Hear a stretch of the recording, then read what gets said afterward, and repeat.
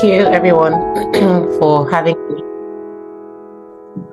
Thank you for having me here. Thank you for giving me the opportunity to share the very little I know with you all today. So it's going to be a lot more of interaction. I'm going to be talking less. I don't have any slides to share today because I genuinely want to hear from you. And I had hoped that you would come with as many questions as you could possibly have. And where possible, as much as possible, I would answer. Where I can't, we would both go back and we would all go back and do some research. I hope that helps. So very quickly, we would start now. Okay. Can everyone hear me, please, at some point? If I'm too fast or too slow, please just let me know. I want to go with your speed. So I'm just going to use the first 15 minutes to briefly talk about certain things, and then the remaining time would be very interactive. Okay. All right. So let's begin. The topic today is how to navigate the very challenging news media landscape, especially in Nigeria. Now, first things first, it's a very broad topic, I must emphasize, but I have tried to narrow it down into two parts. So navigating the challenging mediascape is in two ways. It could come one as a consumer, and secondly, as a practitioner. So as a consumer, it means you're a news consumer. You consume news either from the traditional means, which are radio, TV, or the more modern one, radio, TV, and newspapers, or the more modern ones, which are digital videos, social media, podcasts, email newsletters, different ways. Or you are a practitioner and you work for one or multiple news outlets. So, but I want to believe that we are discussing today from a practitioner point of view, not necessarily a consumer point of view. So a lot of my talking today would be based on navigating the media landscape as a practitioner, not necessarily a news consumer. All right. So first off, I think you have to begin with how to manage and prioritize your news content. Now, managing a lot of things happen very rapidly. News happens, and as news happens, news moves. So first thing, I give you a very quick scenario. First things first, a 9-story building collapses in Calabar, southern Nigeria. The news has broken. Now it's making the rounds. It's on Twitter, it's on social media, it's everywhere. Everyone is talking about it. Various media outlets have broken it. That's the first part of the story. In another 2 hours, we hear that 6 bodies have been recovered. The story has moved. So 2 hours ago, you were at a building has collapsed. The next 2 hours, you're at 6 bodies have been recovered. The next 1 hour, you hear that rescue operations are slow. So these are volunteers that are just at the site. The rescue and the authorities are yet to arrive the scene. The story is still moving. Another 1 hour, you hear that a newborn baby was found wrapped in the mother's, the mother shielded the baby. And so the building collapsed on the mother, but the child was alive. The mother was found unresponsive, but the baby is alive. The story is moving. So you can see that in 4 or 5 hours after an incident happens, the story has moved 6 or 7 places. So now as a practitioner, you need to prioritize and manage your news content. First off, a building has collapsed. we rush there, we break the news. In some cases, it's very rare occasions that you are in a location where a breaking news has happened. So you're most likely relying on locals who are there, or if you have a local reporter who is on ground to tell you what has happened. But even the local reporter may not necessarily be in that particular location that it has happened. It may take them a couple of hours to get to that location. So as a practitioner, you're supposed to be thinking ahead. A building has collapsed. Definitely, there will be survivors. Definitely, there will be casualties. Definitely, you expect rescue operations to happen. You would need to hear survivor stories as well. So it's now how you think of how to move the story forward. Okay. A building has collapsed. What is the casualty rates? Before you begin to find out how quick or how slow responses came, are the people getting the necessary emergency help and emergency services, medical attention that they require? So all of that before you now begin to think of, and then you're supposed to start thinking of what made the building collapse. Was it a structural defect? Did they not adhere to building regulations? Did they use substandard materials? Who owns the building? Who are the contractors? So the story would move, but as a practitioner, because we are using social media has come, it is both a blessing and a curse. It's a blessing because you can get news chap at the snap of your fingers, but it's also a curse because a lot of things, there's a lot of misinformation and false and disinformation out there. So a lot of people have become journalists because they have mobile phones, they have a camera and they have a microphone, and then they have audiences in terms of followership on social media. So anybody can be a journalist these days, not necessarily one who went to journalism school or who is trained. So that is the curse part of it. But it's a blessing because you can get information at the snap of your fingers. And so because the story is moving forward, you need to also move faster than the story. So you anticipate. If you're in an editorial team, you need to anticipate the survivors that are there. You need to start thinking of how to speak to survivors or how to speak to the relatives of those who have passed away. You need to, that's when you start hearing stories of, this lady who was in the building that collapsed was getting married next week, or she had gotten married last week, or a couple that got married or that are traveling for their marriage were in the building when it collapsed. All of those stories happen as a result of somebody in editorial thinking ahead, because the story is moving quickly and you need to move faster than the story as well. So that's one part of it. And then there is this common saying that newspapers give a background information while digital outlets update that information. So if you're relying on traditional media, like newspaper, for instance, newspapers are printed in the middle of the night, overnight. So you need to start thinking that by the time this goes out, the headline, what would we update the story with? And that's why newspapers now all serious newspapers have online presence. So they have websites, they have digital presence where they update stories. So a story that they printed early hours of the morning, by 4 or 5 hours later, somebody has said something or the story has developed. And that's why you hear the phrase, it's a developing story. More details will come shortly. So it's changing because it's very challenging because you need to keep up with the story. And like I said earlier, you need to move faster than the story. Don't move at the pace of the story. You need to be ahead of the story. And that's why I used a building collapse as an example to tell you that in 5 hours, the story has taken 5 different or 6 different dimensions, just one story.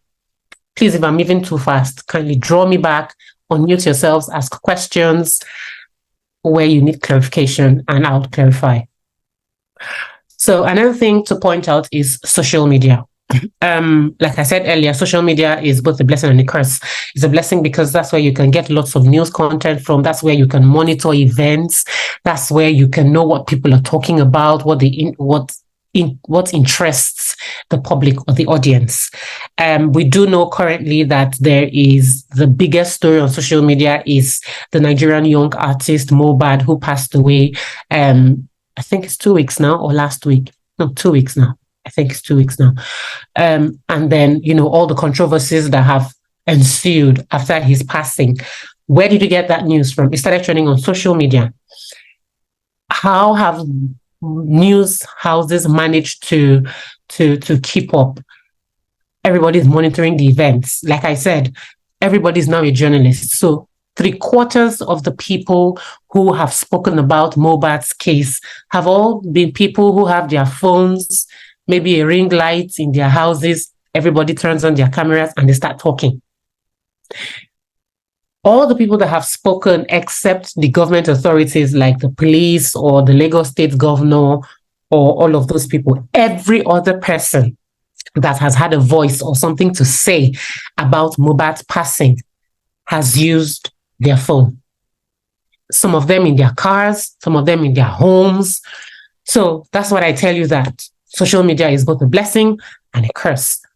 Ordinarily, everybody would have been waiting for the news on TV. Oh, what is the latest development? But now the story is moving. Every hour, somebody is saying something. Somebody is, bringing a different perspective. Somebody, his mother has been visited. His wife has said this. Oh, his relatives are struggling for his property. Oh, his record label is saying this. Oh, the police has said this. The Lagos state governor has said this. And so the story is moving. And that's why, first off, so social media is where you source news, but it's also where you monitor events. And then you create content specifically for that, out for your audiences through that. And it's also now news houses and practitioners have seen that it doesn't end in telling the story. The fact that you went here, you reported, and a story has gone out does not end there. You have to push out the content. So a lot of media houses also traditional media houses now have presence on social media, such that they've told a story maybe on their website or on their newspaper or on TV. There is a digital version. So the TV version may be 5 minutes of a long story that they did on XYZ person. But for instance, Palang Bukar is some MD CEO of XYZ company, and there's a story about her and how she is, for instance, let's say, she has become the new, what would I say? Maybe she's the new Minister of Finance who is trying to secure funding or has secured funding from the World Bank, for instance. The Ajuma TV would have interviewed Palang Bukar, maybe like a 5-minute interview, and that is going to run on Ajuma TV. But audiences do not have 5 minutes to spare watching a video on their phone. I promise you that if you publish a video of about 2 minutes and people are able to watch up to 45 seconds, that is a huge success by world media standard. The fact that people were able to watch 45 seconds out of your 2-minute video, that means that video was very successful. And that's what platforms like YouTube use in paying their those who have YouTube channels and large followership.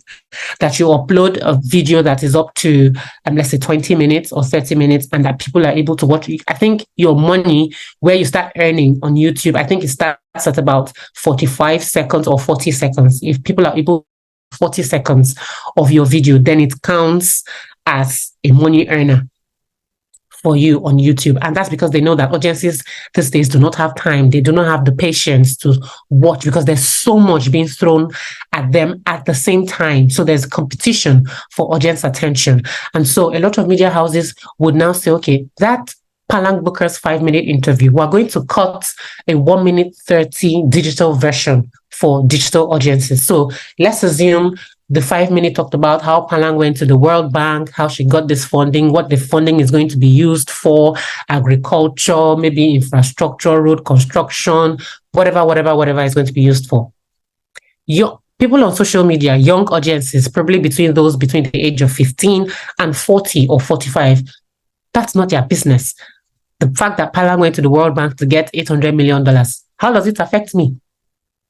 So what you're going to do at Ajuma TV is to say, how do we now make our audiences on social media or digital be interested in this same Palang story? What we're going to do is to cut this interview to 1 minute, 30 seconds. And we would probably only get the part where Palang says, oh, out of this $800 million that we got from the World Bank, $200 million is going to be invested in the fintech space where our young people can gain access to funding or grants or loans or whatever for their businesses. Or Palang says, we're going to train 3,000 youths on IT, software, coding, blah, blah, blah. Now, that 1 minute 30 is what young people are interested in. They don't care about the $800 million she went to the World Bank to borrow. That's not their cup of tea. But because you have said out of that $800 million, 200 million would be used to develop IT for young people, or it's going to be used to it's going to be used to give soft loans or grants to those who have small and medium businesses that are less than 1 million naira capital. Now you have attracted a young person. They would actually stay and probably watch up to a minute of that video. But if you had posted that 5-minute long interview on Ajuma TV's Facebook or Instagram page, I promise you, at 20 seconds, people would swipe and just continue because she's just talking too much policy development. She's talking too much government jargons that they don't care about. So news organizations, news practitioners, journalists are now beginning to think of new ways to keep audiences spellbound to the same content, but consumed in packaged in a different way for audiences. Okay, so that's on social media. Then I move very quickly to still on social media. I'll talk about misinformation and disinformation. Do we agree that there's a difference between misinformation and disinformation?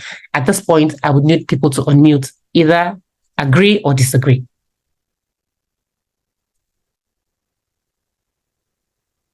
Hello, Palang Bukar, Ajuma, Jesfa, Uchechuk, Samani, Deborah. I'm going to start calling names. Adeusi, Elda, Sadine. Do we agree that there is a difference between misinformation and disinformation? It's okay to disagree. If you do not, I would explain. Yes, I agree that there is difference between misinformation and disinformation. Okay. Do we all agree, or is there someone who has a reservation? Please speak up and I would explain. I agree. Yeah, I agree. Okay, so I just want to make sure that we're all on the same page. So when it comes to misinformation and disinformation, a lot of this is peddled, number one, via social media. So if you remember, during the Ebola time, a lot of people were eating lots of kola nuts. Kola nuts became very expensive because they said, oh, if you eat kola nuts, it would prevent you from contracting Ebola. Another part said, oh, if you have a bath with salt water, it would prevent you from Ebola. Another part said, oh, if you eat this, if you mix this and that. And there were some crazy concoctions that a lot of people were drinking or exposing themselves to, some of which were very harmful. A lot of that was spread on social media. Also, even during what's the most recent one? COVID. A lot of people, some said if you expose yourself to sunlight for a couple of hours, if you just stay under the sun, it would prevent you from having Ebola, from having COVID. Other people said, oh, not just that. If you mix this and this and this, if you drink, what's that medication that disappeared? I think it was used to treat malaria. Chloroquine. Chloroquine. Thank you very much. Thank you very much, Ajuma. Chloroquine became expensive, and people said, oh, if you drink chloroquine, it would prevent you from having COVID. These were all misinformation and disinformation. Now, what media houses, what people like me, for instance, did during COVID, because of course we were on lockdown, journalists now had to look for a way to start broadcasting from their homes. People like bigger organizations like CNN, like some like the BBC as well, and other organizations had their presenters. So people like Anderson Cooper, Amampo, Becky Anderson, and the likes had a part of their houses, either their living rooms or their studies, being set up like the proper studio as it would be in the office. And that's because nobody could go out. So news was produced from people's homes. Now, it was not enough to have those news content put out. Social media was going agog with lots of misinformation and disinformation. So what people like us did during that time was we created something called COVID-19 Myth Busters at the BBC. So what we did was every day we would, I'm just trying to see if I can pull that up, BBC COVID myth buster. So what we did every day was on social media, we go around hunting for something that has probably been spread on social media, and then we add it to the COVID-19 myth buster, where we explain and say, oh, this is false, this never happened, or this is wrong, this is incorrect, this is. So that was for that. But as a journalist, if you do not have the resources to do that, it's very easy. All you need is to have what they call verification tools. Now, there are lots of tools. You can use things like Google reverse image. If you see a picture, they say this is a picture that was taken in the picture of a fight that has broken out in Langtan North of local government area of Plateau State. And they say, oh, 5 Fulani headsmen raided a village and killed 20 people. Now, the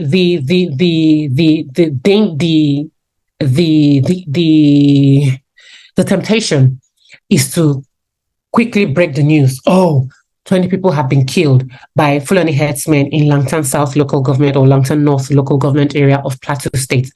And then you post the pictures that you got on social media. However, that picture is a picture from the Sierra Leone war that broke out in 1993. Just because the people were Black, just because the picture suits that occasion, it's being peddled on social media as a crisis that is unjust. Meanwhile, it's something that happened almost more than 30 years ago in another country, in another place. So using things like Google reverse image to verify pictures, using things like what are all those other verification tools? What's it called? Using geolocation as well. So on a picture, you can get what they call the coordinates from a picture, because if a picture was taken if it was taken with a mobile phone, you can tell where that location was taken on that picture, because once you just get that picture, you open the information on that picture, you would get the geotag, you would get the latitude and the longitude of the location where that picture was taken, and then you can verify and know whether it is in the said location where the supposed event happened. So there are lots of verification tools that are out there for journalists to use, and a lot of them are free.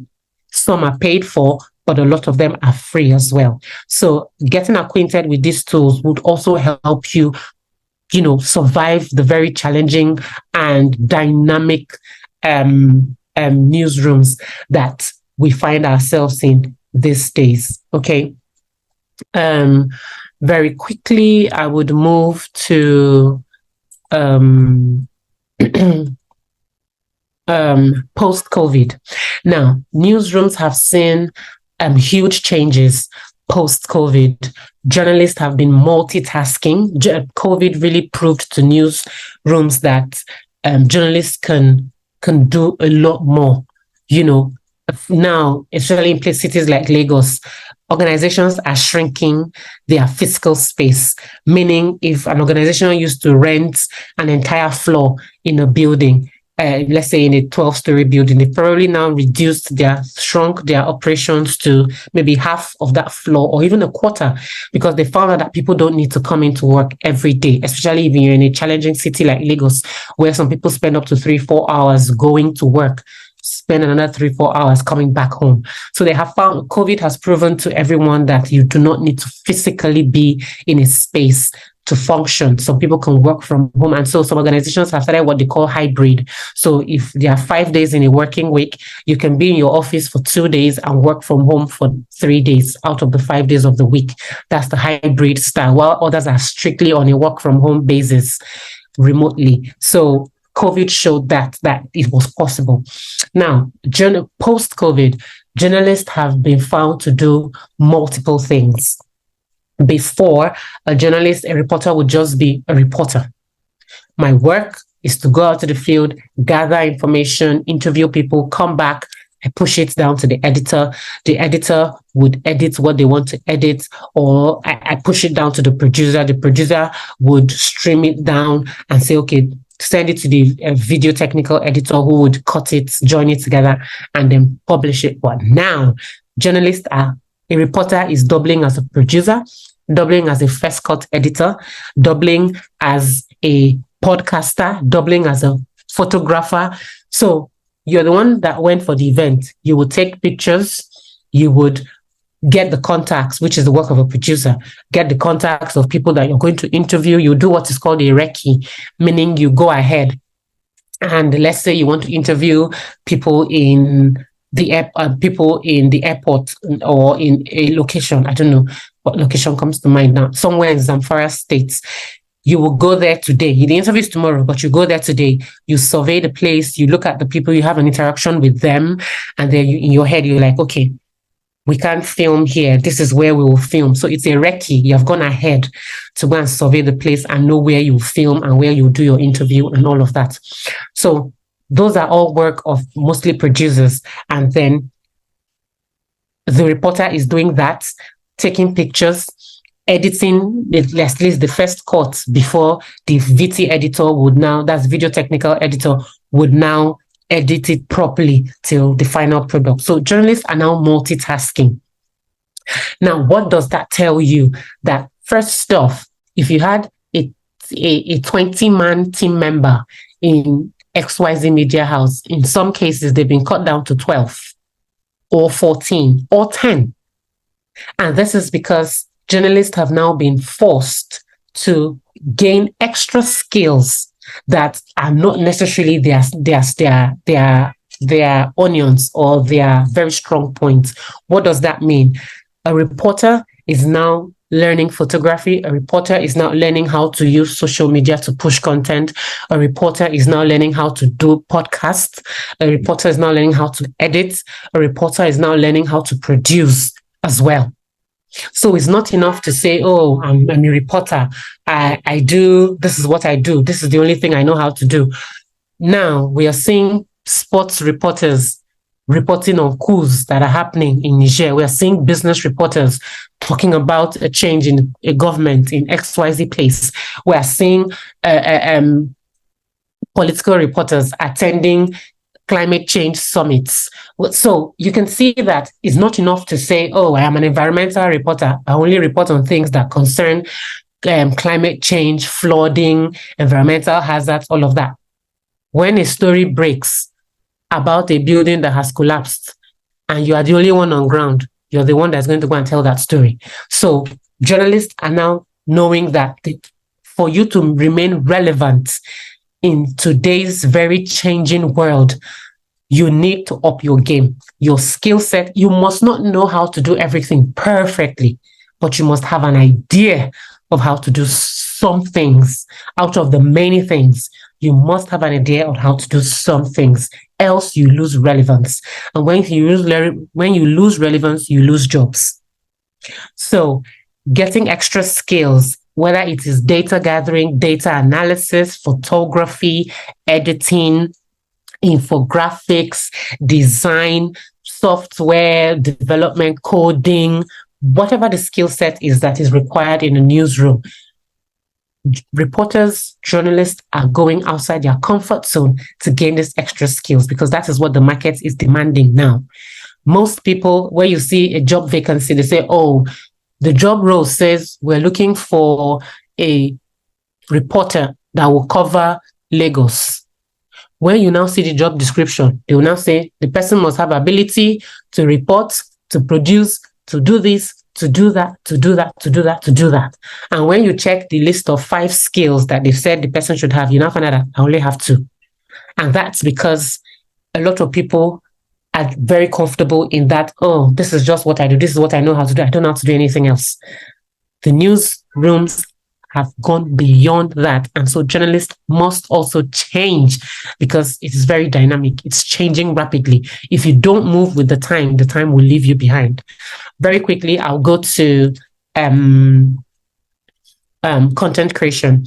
Now, I'll give the same example I gave earlier, but it's slightly different. So, for example, you want to do a story on the story how I gave about Ajuma TV, having an interview. That same interview, when you're creating content, you should think of multiple platforms, especially if you're a media house that has TV, radio, maybe you have a website, and then you have digital presence, maybe on social media. So, one story, I'll give you an instance. Okay, let me use the most recent. The most recent interview I did was with the US Treasury Deputy Secretary of the Deputy Secretary of the United States Treasury. He was in Lagos. And we knew that when those kind of high profile guests come around, first of all, their time is very limited. The protocol people may say, oh, he or she has only 10 minutes or 15 minutes for this interview. Now, if you come from an organization like mine, that we have numerous hundreds of platforms, okay, multiple radio stations, multiple TV, multiple digital, multiple online websites, you know that everyone or every program is going to want something out of that interview. So you narrow it down. So I know that as I'm talking to this guy, there's going to be a TV piece. There's going to be a radio piece. There's going to be an online piece, which is text. There's going to be social media piece as well. And before you go, you know that you're gathering for these 4 different major platforms. Every other person will take from what these 4 are offering. What that tells you is in your 10 minutes interview, you must strategize. So you can say, okay, for the first 5 minutes or for the first 3 minutes, I'm going to ask the person questions that are a lot lively to keep the person relaxed a bit. So for instance, Wale Adeyemo, who is the US Deputy Secretary of Treasury, is a Nigerian. He was born in Nigeria, left Nigeria at the age of 2 to the United States and has been there till today. He's 42 years old, and then he's the most senior Nigerian American in the President Biden administration. Now, if I want to do a digital piece, young audiences are not interested in Wale Adeyemo talking about Nigeria's debt issues and how Nigeria is owing so much money. They're not also interested in about fuel subsidy and how much the US government is going to probably donate to Nigeria to help Nigeria, or the loans or inflation. All of that is not their business. So their point is, he left Nigeria at the age of 2. He's in the United States government. How does that affect me? So what you can do is you can say, okay, for digital, I would ask him very light questions. For instance, how does it feel to come back to Nigeria after more than 40 years? How do you feel being the most senior Nigerian American in the Biden government? You've driven around the streets of Lagos in Nigeria. What do you think about the young people? You will begin to get responses like, oh, it's humbling experience. I'm grateful for the opportunity I had to leave Nigeria. You will begin to hear things like, oh, I see myself in that young man pushing a wheelbarrow on the street. That could have been me. The only difference between me and that person is the opportunity I had and the opportunity that the person does not have. Now, these are very inspiring stories or inspiring lines from that 3-minute interview that you've had for digital.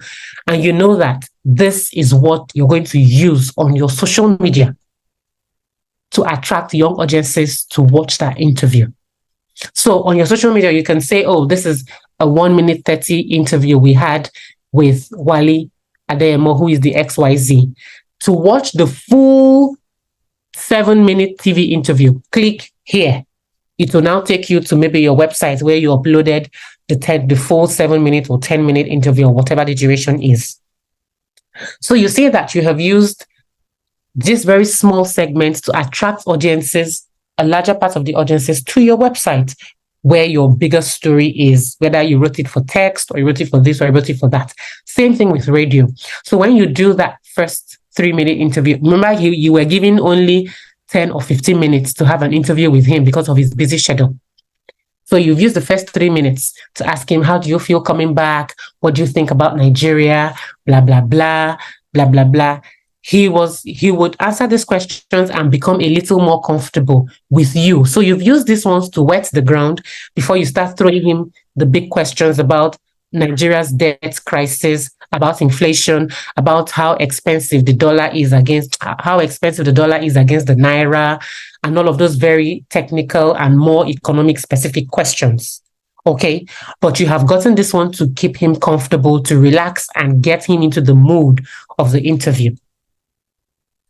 I don't know if you're understanding. Please, if you do not understand, kindly speak up so that I don't just go ramble. Okay, so you have used that to, make him more comfortable to talk about more serious things. Now, that you would have been rolling while all these questions were happening. Your interview, your tape is rolling, your camera is rolling. And when he's more relaxed, probably laughing a little more, probably not sitting too uptight, that's what your young audiences want to see on digital. Okay. And that is like a 2 minute or a 3 minute interview that you have had. That's for your digital. Now, your radio and TV may be very similar because it's similar lines of question. Okay, so when you finish the interview, then for your online text, what you're looking out for when you're writing your online text piece is quotes. During the course of the interview, you note the strong quotes he said. For instance, if he says something like over 70% of young Nigerians are underemployed or do not have jobs, that's a very strong quote. If you're going to use it in your online text to talk about Nigeria's unemployment, you look out for stronger quotes like the US is going to donate $100 billion to Nigeria to help it solve its fuel subsidy issues. That's another strong quote.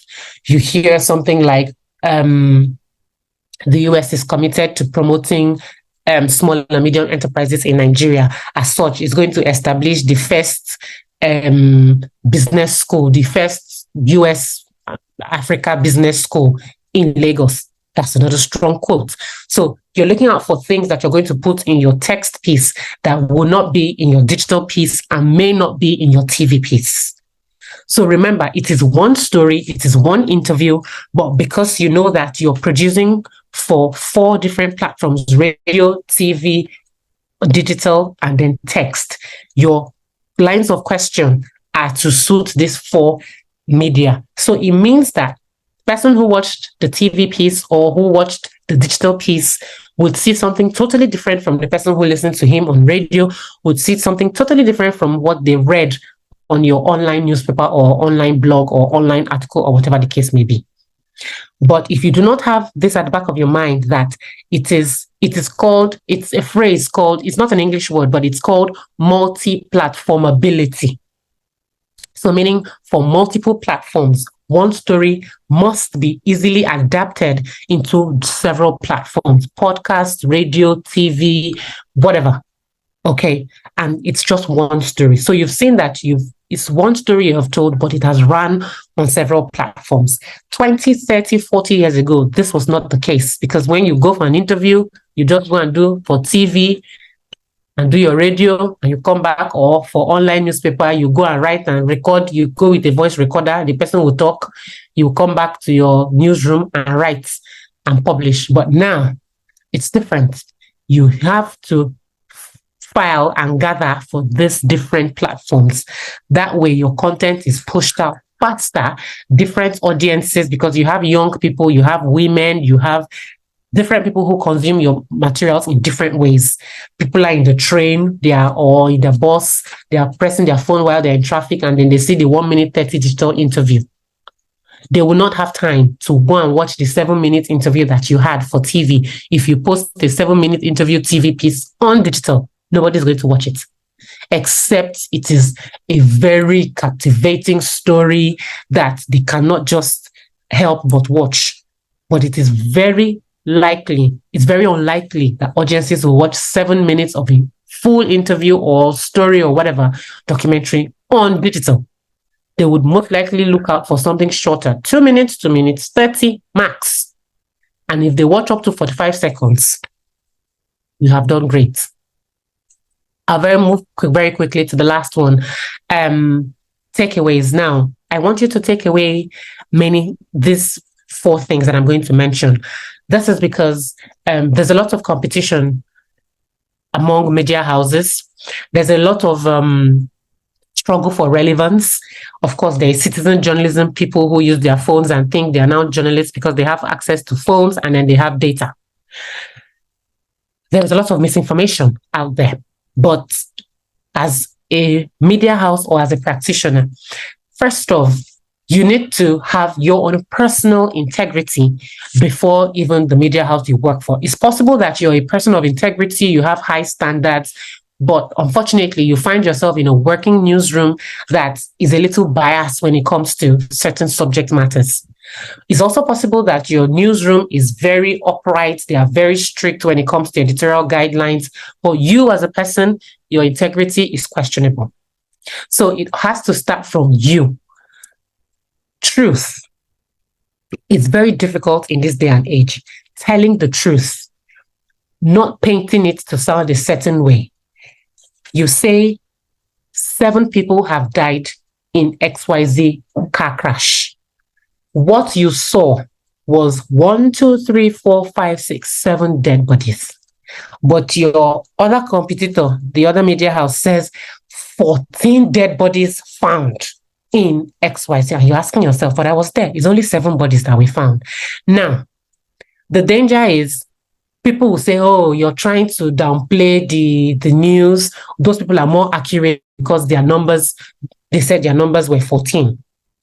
The danger is for people to say, oh, we believe those people because they're the ones giving us the real deal. You are downplaying it. But if you're true to what you saw and it's only 7 dead bodies that the authorities said is 7 dead bodies, or you by yourself with report on ground saw 7 dead bodies, then you say 7 dead bodies. Tomorrow, it's also possible that that media house that said 14 will come back and say, oh, we apologize. Yesterday, we reported that 14 dead bodies were counted. Unfortunately, authorities came back and said it was only 7 dead bodies, that the remaining 7 who were lying lifeless were in a state of unconsciousness. They have recovered in the hospital. So who was the liar? Or who was spreading misinformation? So you can see that the danger is to be excited, especially when it comes to bad news. The danger is to be very excited because the bigger the numbers, the bigger the story, the more interesting it is to audiences. And whether we like it or not, people love bad news.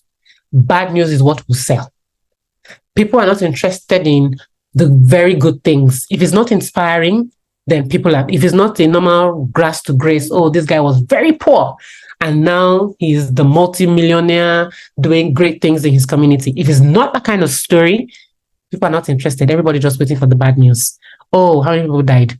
Oh, this happened. Oh, yeah, that happened. Oh, sorry. People are interested in the bad news. So, but you have to be very careful not to sensationalize the same bad news that you're trying to tell. Okay? What you saw is what you saw. Accuracy. Truth.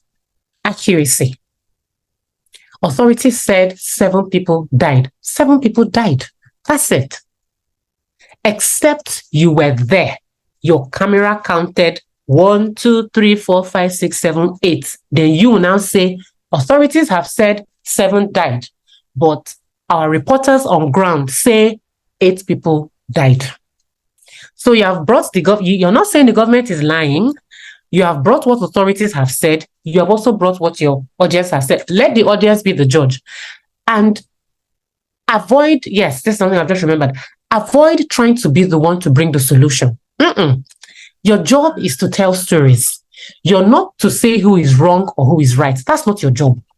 My job is, I got here, This is what I saw. This is what I have reported. There is an earthquake here. People have evacuated.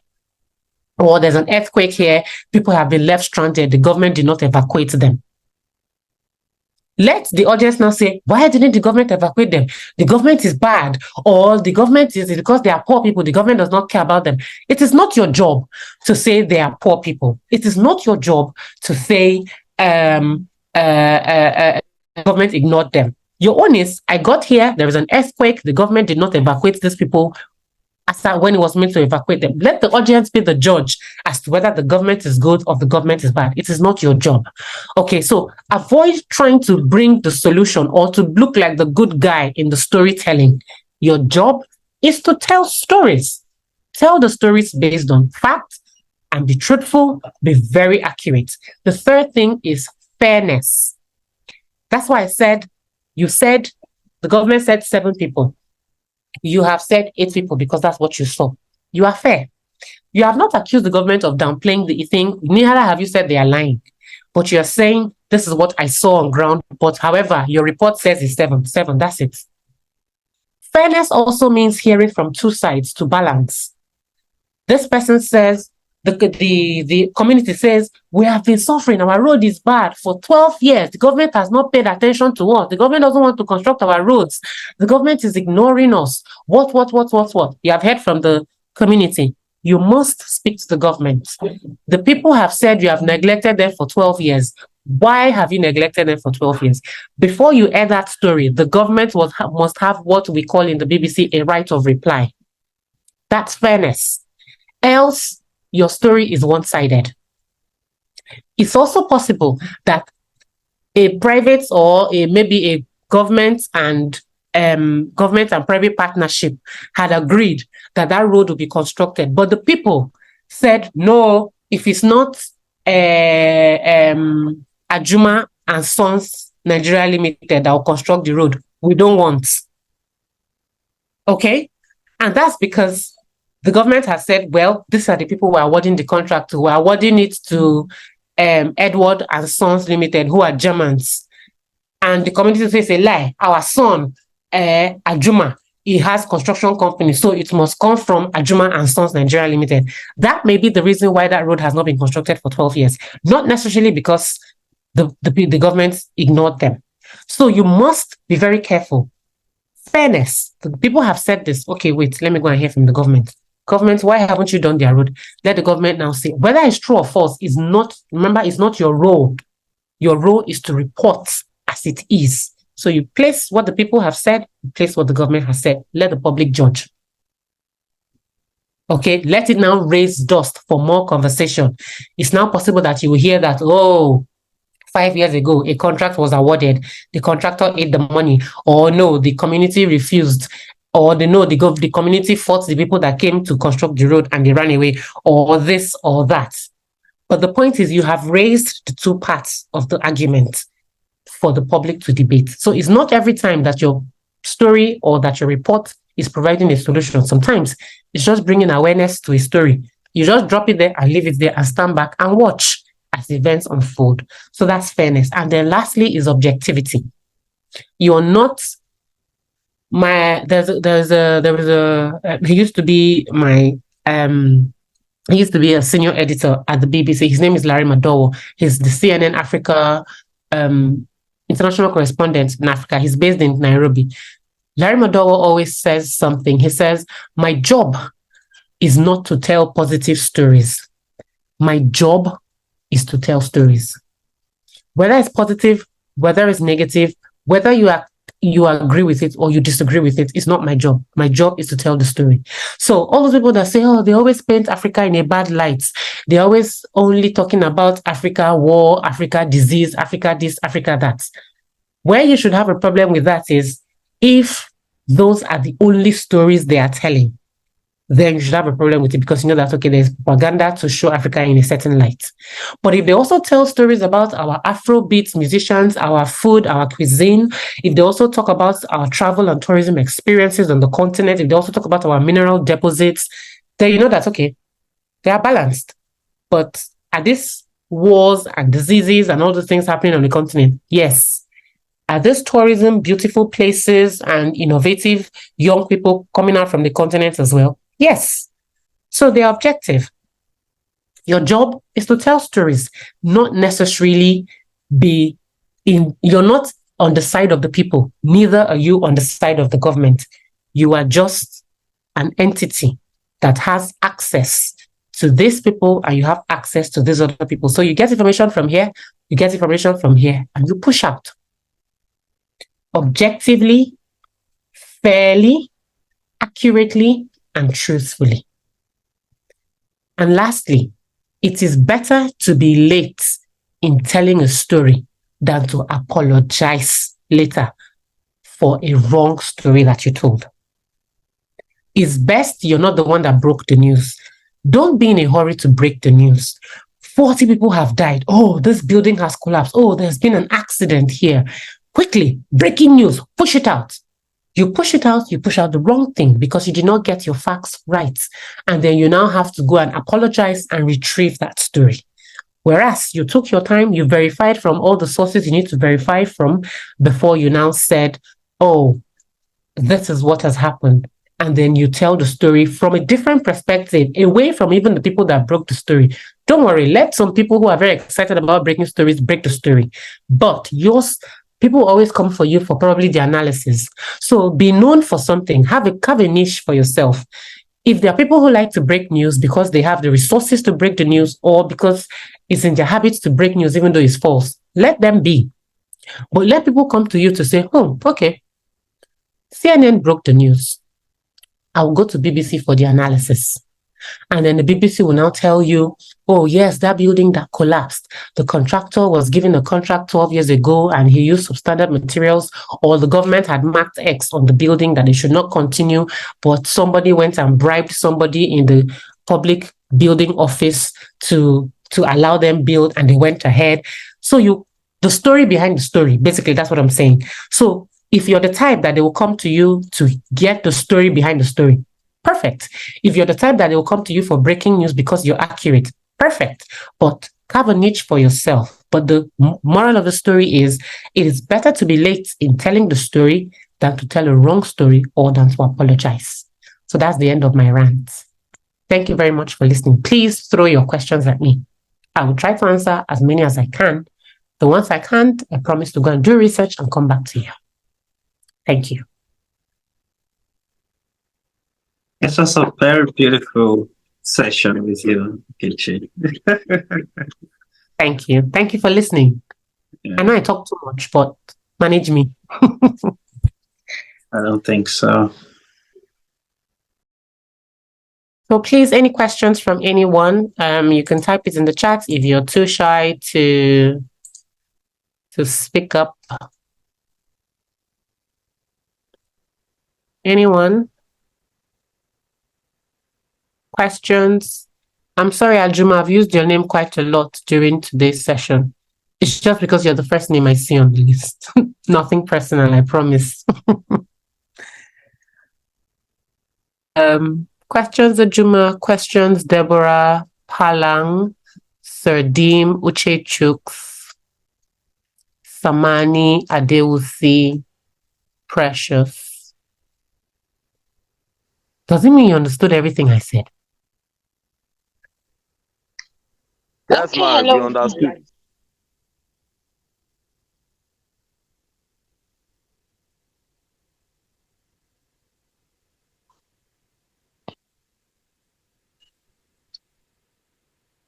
Hello, can you hear me, please? I can hear you, Precious. Go on. Oh, good evening. Thank you so much for this session. It was quite helpful. Okay, yes, I just want you to shed more light on one of the phrases you mentioned when you started. You talked about misinformation and disinformation. Yes, I don't know if you can just throw more light to that, maybe cite examples, and I just want more clarifications on that. Thank you. Okay. Clarification on misinformation and disinformation. So now, misinformation, one is deliberate, the other is, so one is deliberate and malicious, the other could be out of error. So misinformation is false information that has gone round, and people are acting on it. So I give an instance during COVID. Misinformation is, let's say, during COVID, people were drinking certain concoctions, drinking chloroquine, that, oh, if you drink chloroquine, it will build your immunity and you won't catch COVID. Or people were eating certain things, some concoctions people were making and selling to say, if you eat this, if you drink this, it would prevent you from having COVID. Now, the spread of misinformation is mostly done via social media because it moves faster. Okay, so on Twitter, people will tweet it before you know that tweet has gone viral, or people share it as broadcast messages on WhatsApp before you know it has gone viral. And as part of curbing misinformation, that's why WhatsApp introduced that feature where you cannot send broadcast messages, I think, to more than 20 people at a time, either 20 or 10. I can't remember. There's a cap to it. Now, that's to make you sharing messages more strenuous, such that you cannot share misinformation real quick. And so a lot of people are very gullible, such that once they see these things, they act on it, even though it may have health benefit, health, it may be dangerous to their health or their well-being. But because they have seen it on social media and it's trending or it has gone viral, a lot of people will rush and do that thing. Disinformation, on the other hand, is when somebody deliberately spreads information to deceive people. So misinformation could be out of omission, or could be out of is what I heard. So sometimes it's because I saw it on Ajuma's WhatsApp. I received it from Ajuma. I felt it's true, then I share it to other people. So now that's misinformation. But disinformation could be Ajuma herself may be the one who curated that message to share across. So it's information that is deliberately spread to deceive people, about a certain thing. So that's the difference between misinformation and disinformation. They are similar, but they are different. So now, as practitioners, it is your job, it is my job to ensure that our audiences are protected from people like Ajuma, who either deliberately spread misinformation, or they deliberately manufacture disinformation or spread misinformation. How do we do that? We need to be ahead of them. So if we know that something is happening, or this is what is going viral on Twitter, it is you and I's job to go on Twitter, either do a digital explainer and say, oh, this is going viral.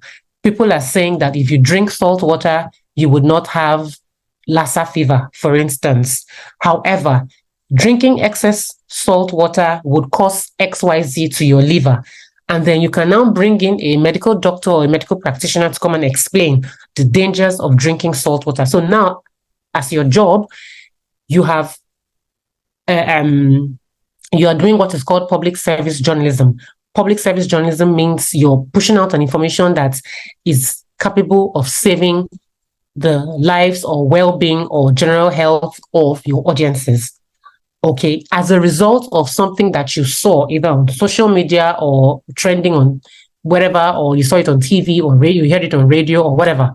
So now you and I have to think of ways by which we address misinformation, disinformation, so that our audiences are better informed, well armed with the right information, and do not fall prey to people like Ajuma, who manufacture disinformation or spread misinformation. So, Precious, I do not know if I've answered your question. Yes, you have. Thank you so much. Okay.